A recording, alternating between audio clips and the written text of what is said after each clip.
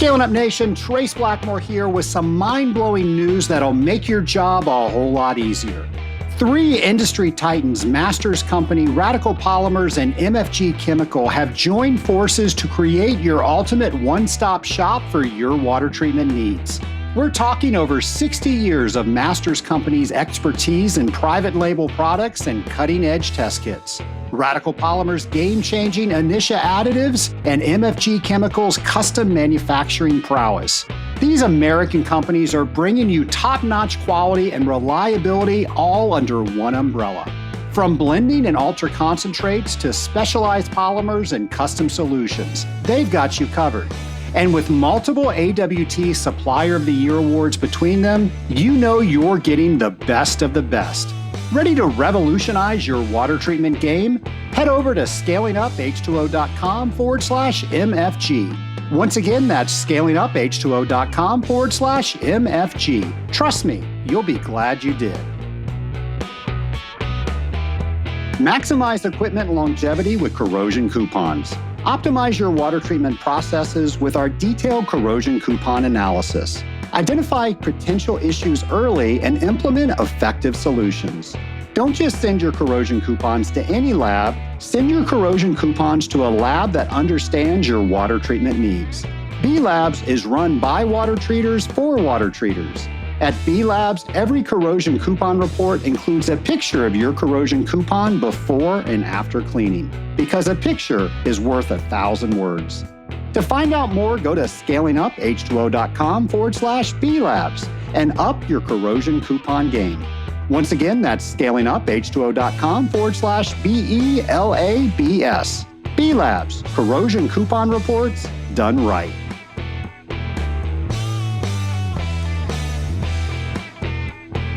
Welcome to the Scaling Up H2O podcast, the podcast where we scale up on knowledge so we don't scale up our systems. I'm Trace Blackmore, the host of the Scaling Up H2O podcast. And Nation, have you ever heard before? Hopefully it was on a television show and not in real life. You have the right to remain silent. Anything you can say can be used against you in a court of law. You have a right to an attorney. If you cannot afford an attorney, one will be provided for you.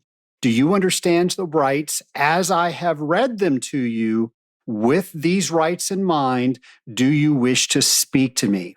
Folks, that is called the Miranda rights, and today marks the 59th anniversary of the case of Miranda versus Arizona.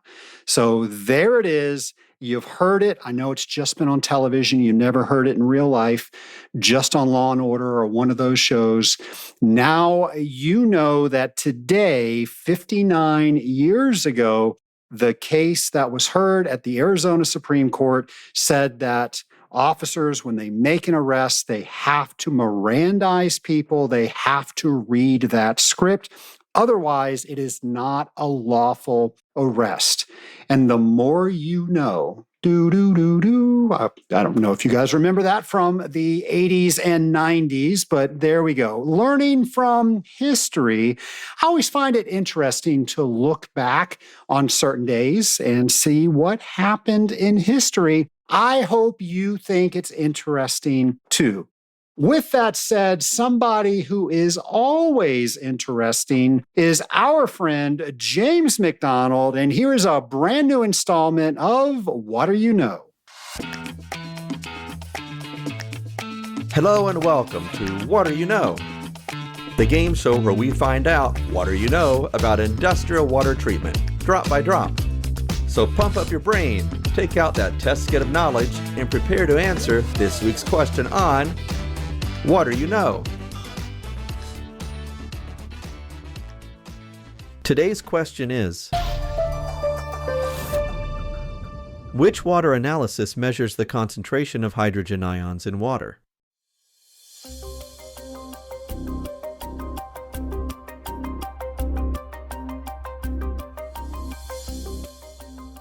The answer is pH. Mathematically, it is the negative logarithm of the concentration of hydrogen ions. In practice, we look at pH as how acidic or basic a water is. It has a range between 0 and 14, with 7 being neutral. Below 7 is more acidic, and above 7 is more basic. I'm James McDonald, and thanks for playing along with us. Stay tuned for next week's episode of What You Know?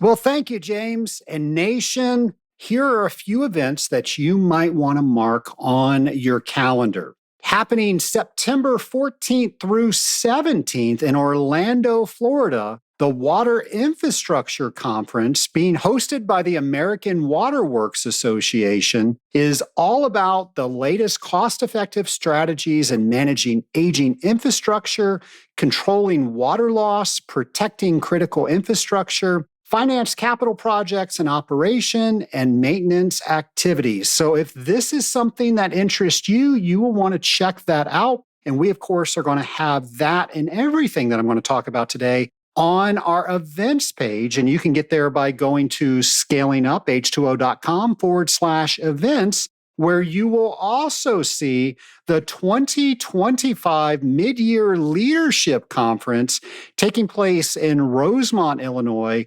September 16th through 18th.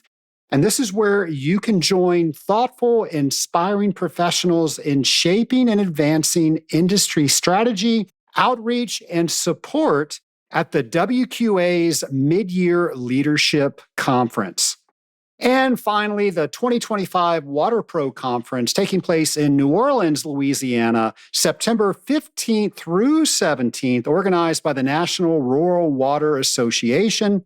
And we're going to have all of the information about this conference and all the other ones I did not have time to mention on scalinguph2o.com/events. Well, Nation, I am super excited to get to our interview. We are talking to Greg Simpson, one of the experts in our industry when it comes to chlorine dioxide. We've had Greg on the podcast 2 other times, and we always get such great information. Greg literally wrote the book on chlorine dioxide.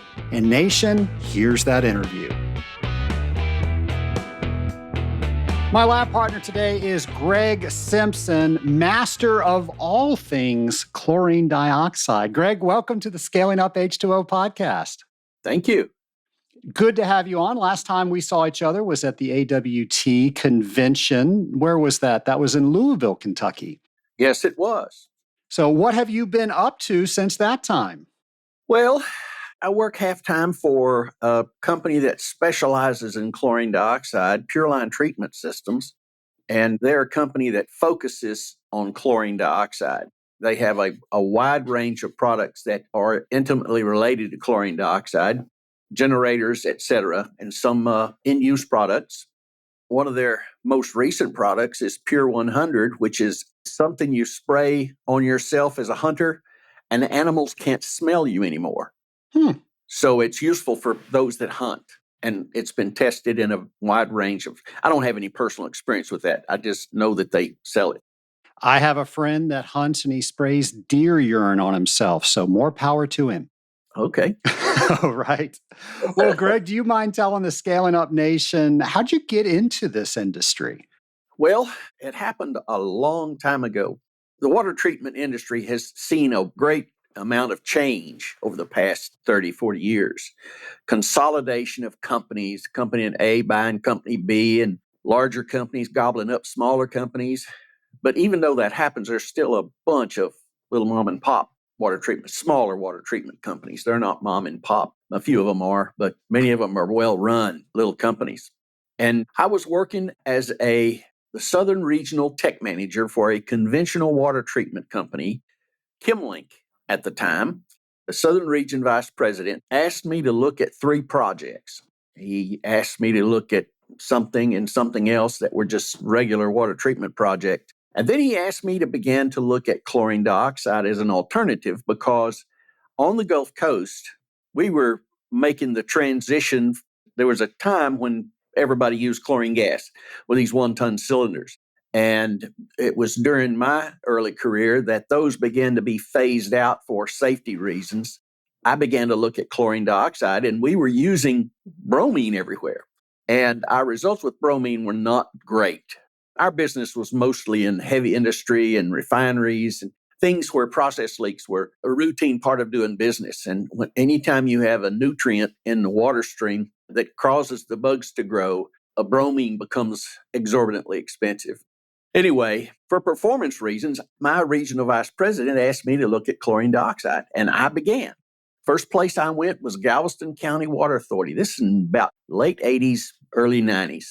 I visited Galveston County Water Authority in Texas City. They were using chlorine dioxide, and this was at a time where there weren't separate restrictions on, well, there weren't even any restrictions on chlorine dioxide because people didn't know that much about it. In part of my investigation, I visited with the people there because they had written several papers about chlorine dioxide and what their experience was.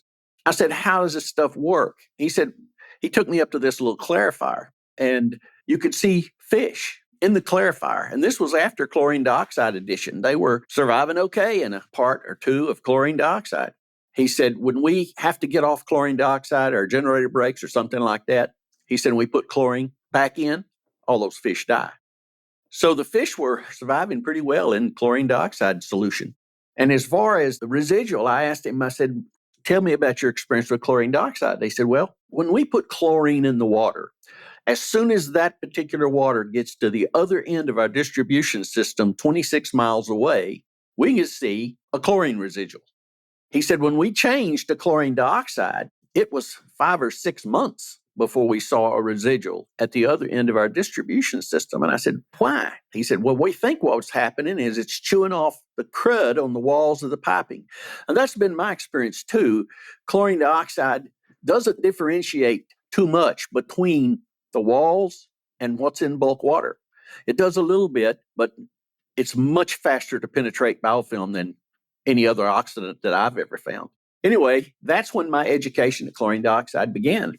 They had a stack of papers, maybe 20 or 30 papers on the desk that they had acquired. And they let me copy those papers. And that formed the basis of my chlorine dioxide literature collection. And over the next 20 years, I continued to read papers, find references, citations to papers I didn't have. And then I would go to either Rice Library here in Houston, or I would go to University of Texas in Austin, and I would download articles. And over a period of a number of years, I ended up with four-drawer cabinets full of technical papers. I was in Houston. I had these 4-drawer file cabinets in my garage, and one of the hurricanes, I forget which one it was coming to Houston. And I was deathly afraid of losing my library. So I rented a van. I loaded up all 4-drawer file cabinets full of technical articles and drove up to Dallas, along with everybody else in Houston who was trying to get out of the way of the hurricane. I was working at that time for a small water treatment company called ChemCal. And they had a really good quality Xerox machine that would do front and back. And so over a period of the next 2 or 3 years, I systematically converted my entire technical library to electronic. So I don't even have hard copies anymore, but I've got my library backed up. I'm down on a rabbit hole. I've gotten way off topic, but that's how I got in chlorine dioxide. Now, Greg, you created a library of all that work, didn't you, and published some books? Yes, I did. Tell us about that. Well, I've written a lot of papers about chlorine dioxide, and I've written 3 books and co-authored another one and was a major contributor to a 5th book. In any kind of professional endeavor, you're always competing against others. And so there are a lot of people out there that know chlorine dioxide pretty well. They'll know a lot about one particular application or another particular application. And we all have a presence, online presence and resumes and things like that. And I was very careful early on to write as much as I could about chlorine dioxide to establish myself as an expert. And now that said, you introduced me as being the shell answer man when it comes to chlorine dioxide. And to some extent, that's true. But there are a lot of people that know a lot about chlorine dioxide that just haven't written about it. And so I could make great claims to fame, but the reality is different. Everybody looks good on paper. When I wrote the first book, it put me in in a category with there was a guy named Willie Mashlin who was Belgian, and he wrote the first real book on chlorine dioxide. A lot of information in that book, but as an end user, you really couldn't do much with it. And then another fellow wrote a book, Don Gates. He worked with me at Vulcan Chemical Technologies. And Don was very knowledgeable about drinking water and regulations. He was much better than I am with regards to that. And there's been some other, what I call giants. Gerald Cowley worked for ERCO. There was Tony Pillicelli that I worked with at Vulcan. Those 5 guys were the people that I would go to with questions. Tony Pillicelli and I and Matthias Rote and a guy named Mario Belluati. And we 4 were asked to go to Italy a number of years ago. The American Waterworks Association Research Foundation, they were wanting to write a book in conjunction with AMGA, AMGA, and those initials mean something, but it's basically the equivalent of our American Waterworks Association group over here in the States. So they wanted to sponsor writing a book. And so they flew a bunch of people that were experts in the field to participate in writing this book. And so we did. And those are the people that I looked up to. Well, we definitely appreciate you sharing your knowledge that's taken you a lifetime in your career to amass. But specifically, I wanted to ask you about the paper you presented at the Association of Water Technologies. I believe the title was Chlorine Dioxide versus Chloramine, a Review. What led you to write that? My company, Pureline, was taking some hits in competition with monochloramine. And they have come out now with monochloramine generators, ways to make monochloramine before you put it in the water. In potable water systems, normally you feed chlorine gas here, and then down a bit further, you feed ammonia, both in gaseous form. And if you maintain that ratio just right, you get monochloramine. Vast majority of it's monochloramine. But they have come out with a monochloramine generator. In fact, about 10 or 15 or 20 years ago now, I can't remember exactly how long it's been, I had the equipment group of ChemCal that I worked for at the time build me a monochloramine generator using bleach, 12.5% bleach, and liquid ammonium sulfate. And by maintaining the ratio of those 2 products, you could make monochloramine a lot of the time. And then I ran a couple of case histories. I ran a couple of cooling towers, one at University of Texas and one at one of the hospitals in San Antonio, and wrote 1 or 2 papers on that process. And I think that was well before anybody came out with a commercial monochloramine generator. And I wasn't really interested in it. It was relatively straightforward how to do it. Anyway, what got me interested was that we were taking some hits. Pureline was taking some hits competitively, losing out to monochloramine generators. And because it's probably less expensive to use to make monochloramine than it is chlorine dioxide. I had done a paper years before, and in fact, it was the first real paper that I did on chlorine dioxide. It was called A Focus on Chlorine Dioxide, the ideal in quotes, biocide. And there was a lady who had written a paper before that identified what would be considered to be an ideal biocide and wrote a paper comparing chlorine, bromine, ammonia, ozone, chlorine dioxide in terms of what's considered to be an ideal biocide. And this paper, the one you just mentioned, included ammonia now in that comparison. So that's how I got involved in this paper. It was just an expansion of another paper I'd done a long time ago where I compared other commonly used disinfectants. Because before then, nobody had ever considered using monochloramine as a cooling tower disinfectant. And it wasn't until people began to make this preformed chloramine with the generator that people have done that. And I think there are probably some patents now on various monochloramine generators. I'm less familiar with that. It was just a continuation in part of some other work that I had done. Greg, looking at the cooling tower, how would you compare the 2 disinfectants, chlorine dioxide and monochloramine? Well, monochloramine is a good penetrant for biofilm. Chlorine dioxide is a little bit better, but they're both pretty good at terms of penetrating the biofilm. In terms of inactivating the bacteria inside of the biofilm, chlorine dioxide is very good. Monochloramine is less so because it's pretty well known that in potable water distributions, every major facility that uses monochloramine will ultimately have an outbreak of nitrifying bacteria. Those are bacteria that can take the nitrogen in protein and convert it to nitrate. And nitrate's a really bad actor when it comes to drinking water. Fairly low levels, maybe as low as 10 parts per million, can cause blue baby syndrome, where they have problems with intake of oxygen and stuff. But the literature shows that biofilm can grow in the presence of monochloramine. Even though monochloramine can penetrate the biofilm, it sort of changes what's going on inside the biofilm, and that nitrifying bacteria, some papers suggest that the bacterial growth is fed by monochloramine. I'm not a microbiologist, so I don't have any claim to fame with regards to stating something like that independently. All I do is just read what the literature says and point it out. Greg, how has the treatment of cooling water systems, specifically in cooling towers, changed when it comes to chlorine dioxide over time? There was a time when I first started getting involved with chlorine dioxide in cooling towers. It was a hard sell because all of your major competitors, they would look at chlorine dioxide and they didn't know anything about it, but other than what they had been told by the inside technical people in their companies. And so they all sold hard against it, saying it was explosive and it was dangerous and all that kind of stuff. And to some extent it was. But when I first started a chlorine dioxide group in a little company that I was working for, we held, to promote this thought, we held 2 customer seminars. One was in Farmington, New Mexico, and we would bring people in. We'd offer a free lunch, and then we'd make an hour-long spiel about chlorine dioxide and how good it was.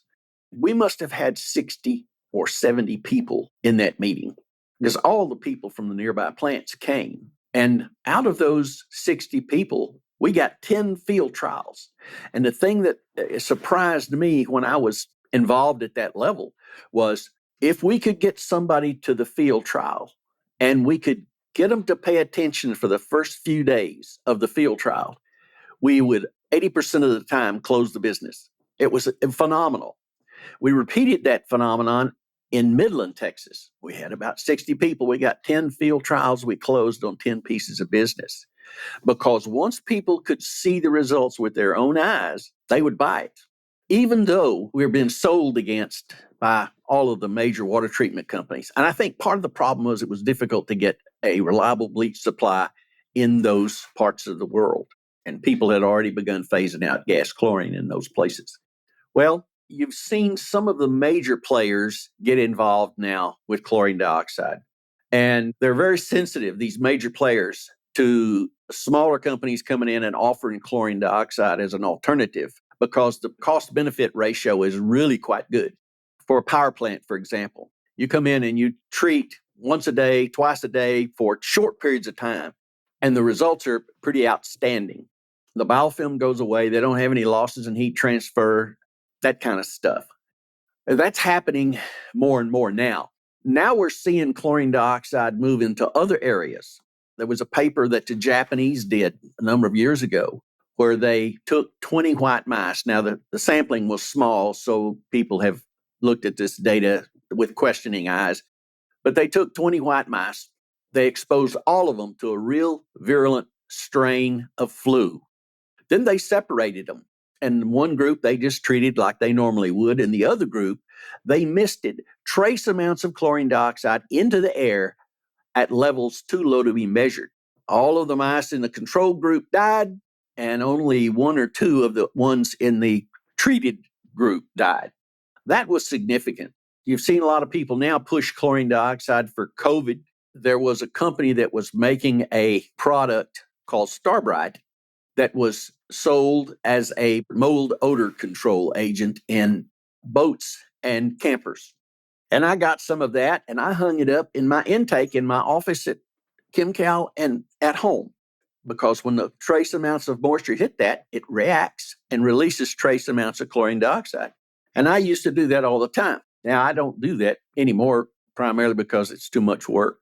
But because of that paper, I did that. Pureline, company that I work for now, they have a whole separate division that does fumigation work. They'll go to a food plant on the weekends or someplace when there's nobody there. That's a requirement.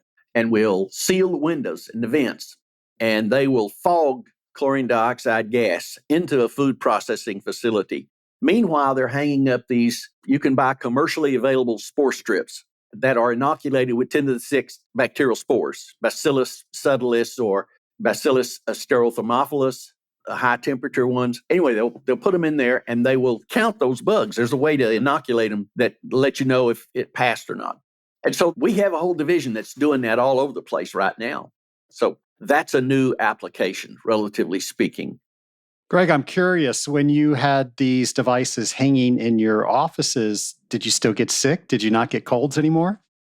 Well, I didn't while I had them hung up. They're only good for a few months. Now, there was a time when I was working down in my lab all the time. And if you work around chlorine dioxide all the time, you are continually exposed to chlorine dioxide gas and trace amounts of gas. And I was doing that. Well, I quit. My project was ended, or I ended up not having to go down to my lab anymore for a while.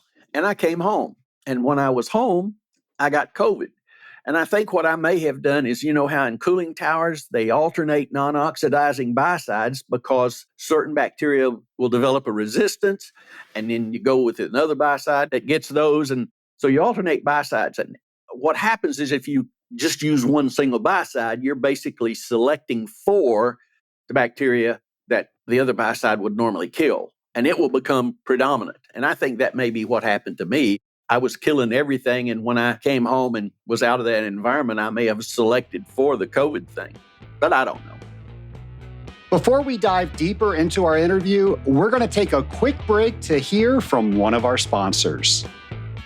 One of the biggest water treatment challenges in cooling water systems is biofilm. You know, that stubborn, slimy stuff that can wreak havoc on your operations?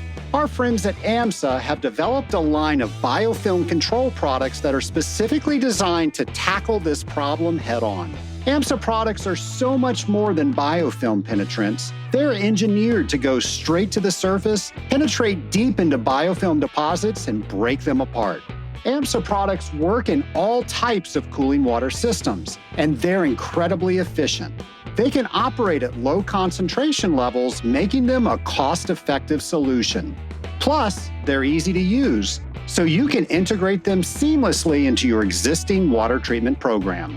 The bottom line is, biocides alone just aren't enough to control biofilm. That's why AMSA's specifically designed chemistry is the missing piece in your biofilm control strategy. It elevates your treatment program to a whole new level of effectiveness. So if you want to clean it up and keep it clean, head over to scalinguph2o.com/AMSA to learn more about their innovative biofilm control solutions. Once again, that's scalinguph2o.com/AMSA. Trust me, your cooling water systems will thank you. Let's dive back in right where we left off. Your paper mentioned disinfection byproducts. Can you discuss that a little bit, what that is, both in chlorine dioxide and in monochloramine? Well, chlorine dioxide has several disinfection byproducts. When chlorine dioxide reacts in a water system, about 70 to 90% of the time, and the reason I'm giving that range is because it depends on who you read, and it depends on which bacteria you're talking about. But a large part of the time, the chlorine dioxide will pull an electron off something, it will oxidize something, and it will revert back to the chlorite ion, which is what it started with. In fact, that's a disinfection byproduct that has it's regulated by the EPA to 1 part per million. And so that's a downside of having chlorite present in the water. But there is a benefit to having chlorite in the water. There are actually a couple of benefits. One benefit is that the chlorite is floating around in the water, and if it comes to a patch of biofilm and penetrates that biofilm at all, and underneath the biofilm where you've got the anaerobic layer and you've got some acids being produced, you can reactivate the chloride ion back to chlorine dioxide or chlorous acid anyway, and it will kill the bacteria.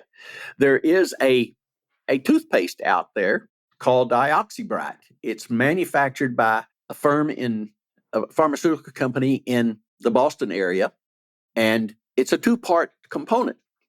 You basically have a container of part A that's got the chloride in it. You've got part B, which has got the acidic component or a minty flavor kind of thing.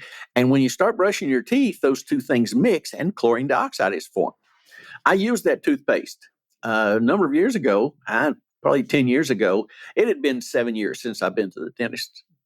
And I went in and they wanted to know what I had been doing because my gums were extremely healthy. And I told them. And so I go to the dentist every 2 or 3 years and haven't had a cavity or anything in forever. So that's one of the disinfection byproducts. Chlorate is another disinfection byproduct, but it's relatively non-reactive. And in fact, there's a technology to make chlorine dioxide from chlorate, but that's 12th order in acid. So you got to get the pH really, really low in order to make that reaction go.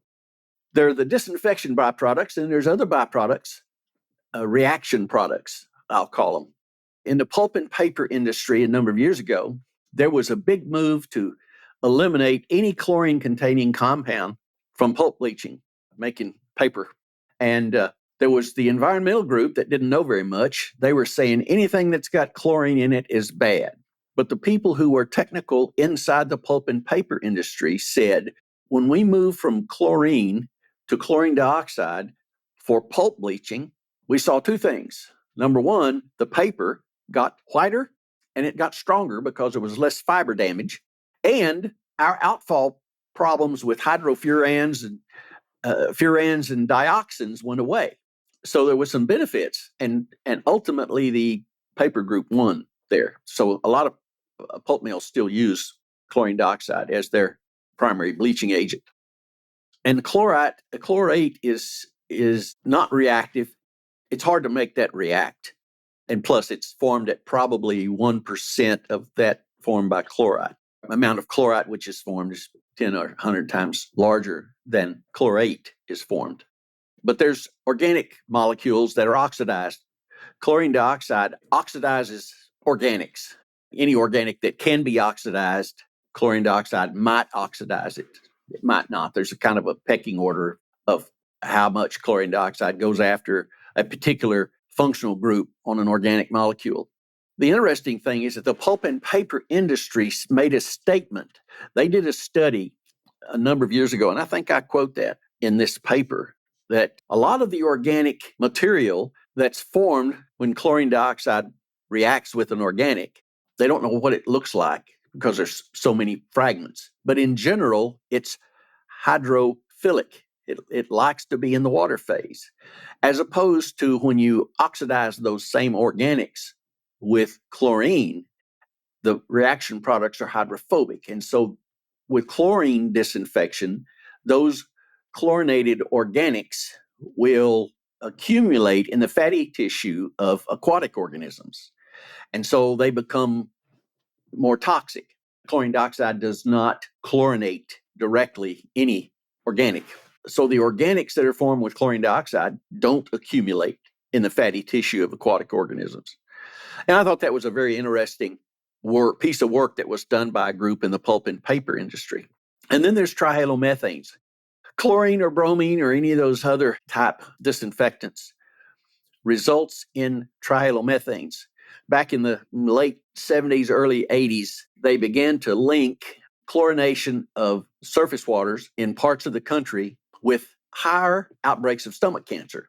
And they linked it back to trihalomethanes. At the time, they couldn't analytically differentiate between the four trihalomethanes, chlorine and bromine methanes. There's chloroform, there's dichlorobromomethane, chlorodibromomethanes, and bromoform. Those are all trihalomethanes, and it was the chloroform that was the really bad actor. But at the time, like I said, they couldn't really distinguish it analytically. Chlorine dioxide has shown not to do that. Chlorine dioxide does not chlorinate, does not halogenate an organic molecule, methane or whatever it is, directly.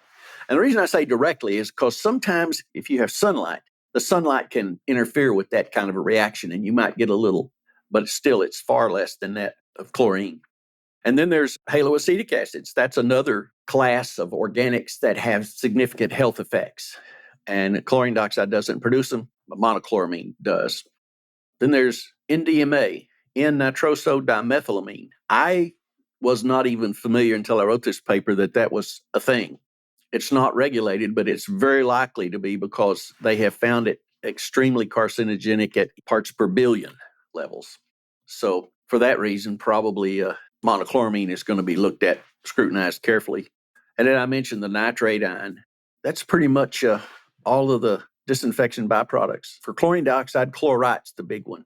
And if one has a certain genetic disposition, they can have what they call oxidative stress. Of course, you have to have, it's like the cyclamate thing way back in when they were concerned about artificial sweeteners.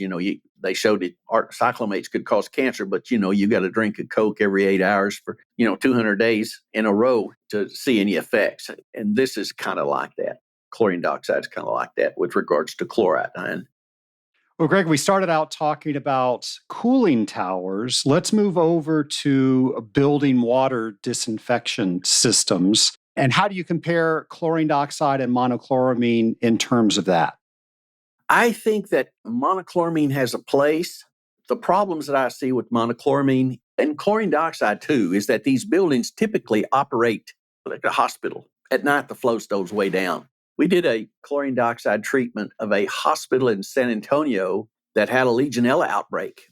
And the reason they had a Legionella outbreak is because the chlorine coming into the facility wasn't very high at times. And then especially at night when there's no flow, it gives plenty of time for bacteria to grow. And so they had a Legionella outbreak and some people died. In fact, the fellow who was the head guy there of the utilities group, he had already selected chlorine dioxide before I ever met with him. He'd already bought a couple of chlorine dioxide generators from another company before I ever met him. And we became pretty good friends and published several papers together about Legionella because I learned a lot about Legionella from him because he had done his homework. The reason that they had an outbreak was because they were using chlorine as their primary disinfectant.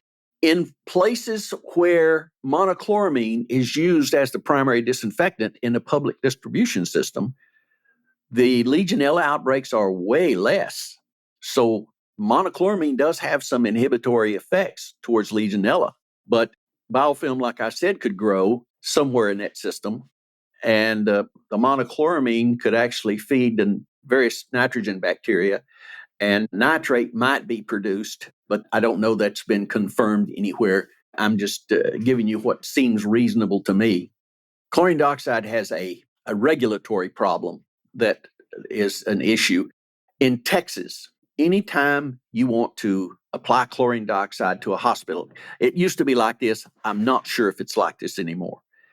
Anytime you want to apply chlorine dioxide to a hospital system, the state regulatory agencies look at that as if it were the city of San Antonio municipal water treatment facility.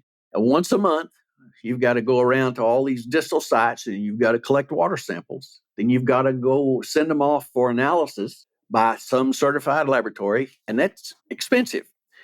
And then the other thing that has to happen is that the person doing the tests for chlorine and chloride, which have to be done, say, on a daily basis, the person doing it has to be certified in some way. And so you don't see many people in hospitals in Texas using chlorine dioxide for that reason. It's just regulatory is burdensome.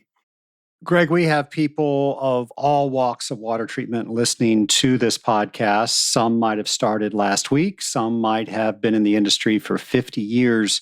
If somebody wants to learn more about your work and specifically chlorine dioxide, what should they do? Well, they could do what I did, and that is just begin to collect technical papers. I mean, my books are available on Ingram Publishers, I think. I don't have anything to do with that anymore. But Pure Line, they've been giving my books out like business cards, which doesn't hurt my feelings. I have a little deal with them, and so I get a little bit from that. But you don't write books to get rich unless you're Tom Clancy or some of those guys. There are resources available online. There are books available. I have an original copy of Willie Mashelin's book in my library. Although my library is shrinking these days, I'm giving stuff away fast as I can. Anyway, let's see. Get technical papers. Go to the library. My son thinks I'm different and weird because I get interested in really esoteric things and I investigate it. The most recent interesting thing that I've started investigating, it's not really recent, it's at least 20 years old, has been using devices to treat water.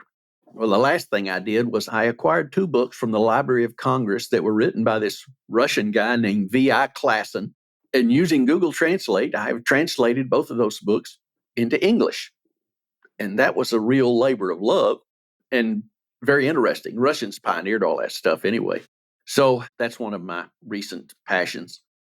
We'll have to ask you more about that the next time you come back. I think there are several episodes that we can probably unpack with you. But I would like to move you on to the lightning round if you're buckled up and ready to go. Yeah, I'm okay. All right. So my first question on the lightning round is if you could go back in time and talk to your former self on your very first day as a chlorine dioxide expert, what advice would you give yourself? Find a niche area of technology that you think is going to be big, like chlorine dioxide, and focus on it. Unless you have an area of specialization, this would be more advice given to a young guy coming up. Find an area to focus on and know more about that than anybody else. If you can do that, you will become recognized as an expert.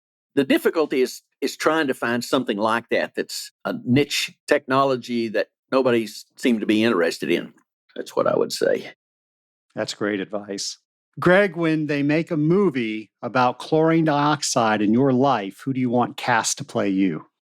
I would say probably one of those little scientists that used to star in the old Japanese horror flicks like Rodan or Godzilla or something like that? Yeah, because right. it was always the little scientist that figured out that if you change the polarity of this, it would, kill the monster. They never got the girl, but they always saved the world. All right. That's the person. We'll see if those actors are still available. We'll send a script to them. My final question for you, Greg, if you could talk to anybody throughout history, who would it be with and why? It couldn't be Einstein or one of those guys because I've read some of his stuff and he's so much smarter than I am that I'm not sure I would understand him. So it'd have to be Abraham. I would like to talk to Abraham, I think, because I would like to know what's going on in his head when God says, okay, I want you to take this knife and I want you to circumcise yourself and all your people. Or maybe I'd like to talk to one of the guys that was reporting to Abraham. What would prompt somebody to do something like that? Too much information, probably. You got to be convicted to take that word and act on it. Yes. So Greg, thank you so much for coming on the Scaling Up H2O podcast. I've learned so much from your books and talking with you at different conferences and hearing you talk at different conferences. So I want to thank you for diving into all your research so many years ago and sharing it not just with me, but the entire Scaling Up Nation. We're a better community for it. Thank you. Scaling Up Nation, Greg mentioned several of the papers that he has authored. We're going to have those for you on our show notes page. We try to get all the information when an author gives us papers on that particular episode's show notes page. So Nation, if you are ever listening to an episode and somebody references a white paper that they have written, or even a book that they think you should read, we are always going to have links to those on our show notes page. So if you have not been to a show notes page from a recent episode, say this episode, it really does enhance your understanding and getting to the next level of whatever you're trying to learn, because we've got everything there at a one-stop place for you to learn more of whatever you are trying to get to the next level to. So like I said, we're going to have all the papers that Greg mentioned on that show notes page. And while you're there, why not peruse around the Scaling Up H2O website Because Nation, I am so proud of the staff of the Scaling Up H2O team. There is just so much information on our webpage. We have well over 400 episodes in the Scaling Up episode library. And just like Greg today, giving us information to enhance this episode, we've got that times 400 plus. So Nation, there's just so much content on the Scaling Up H2O website. I hope you are taking advantage of it. And maybe something you did not know is this year we are making sure that each and every episode has a discussion guide. I get so many people telling me that their company listens to a Scaling Up episode and they will have an entire meeting off of that episode. And I love that. And I want to try to make that as easy as possible for all companies to do that, because there might be something in a particular episode that will just improve something that you're trying to improve in your company. It will help teach something that you're trying to teach in your company. And Nation, it will bring your team together around a particular topic. We want to make that as easy as possible for everybody out there in the Scaling Up Nation. So simply by going to scalinguph2o.com, going to whichever show page you would like to go to, providing it has been this year, we just recently started doing that, you can download a discussion guide, and this will get started the conversation with 10 questions. Normally it's 10 questions that you and your team can ask each other. And Nation, sometimes getting the conversation started is the hardest part. We're trying to make that easy for you. I hope that listening to this episode, listening to this podcast is part of your regular routine, and you are helping not only yourself, but your entire team get better with the content that we are bringing to you each and every week. Nation, if you've got an idea that will make things easier for you to devour the content we have, I would love to hear that, because the discussion guide came from the Scaling Up Nation. Most of the things that we are improving now are coming from the Scaling Up Nation, because we want to make this the best resource for you to find industrial water treatment information. So that being said, if you have a guest that you want me to interview, if you have a topic you want me to discuss, if you have a question that you want me to answer in a Pinks and Blues episode, by all means, do not keep that to yourself. Share that information with us, because my team will make sure that we research it and it becomes some of the content that we just talked about.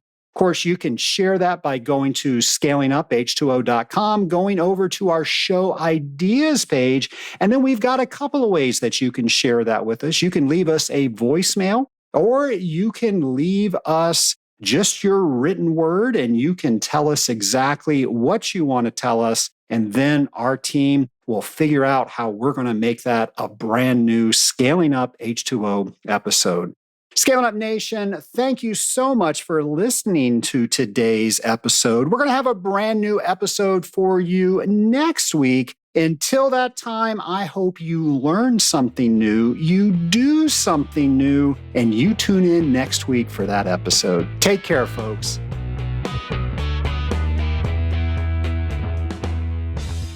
Struggling to prepare for the Certified Water Technologist exam?